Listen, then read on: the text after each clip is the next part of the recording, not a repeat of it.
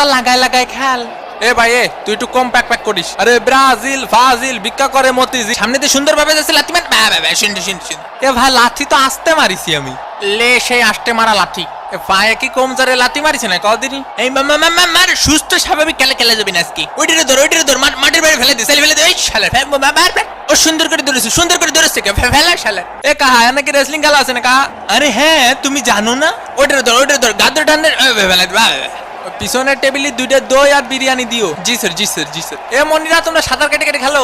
এ ভাই এ খেলা বন্ধ করেন। এ ভাই আমার ঠ্যাং ভেঙে দিয়েছে। এ রেফারি কা আমার প্যান্ট ছিঁড়ে ফেলিছে। এটার মানে কি ভাই? নরমাল কাপড় দিয়ে প্যান্ট বানালে তো ওরকম হবে। তুমি 2টা কাটে সেলাই করে নিও। ব্রাহ্মণবাড়িয়াতে 2টা বিরিয়ানি দাও। পাটা ভেঙে দিয়েছে। দেখিসো বাবা দেখিসো রক্ত বেরোচ্ছে। এ রেফারি কা এদিকে আসেন।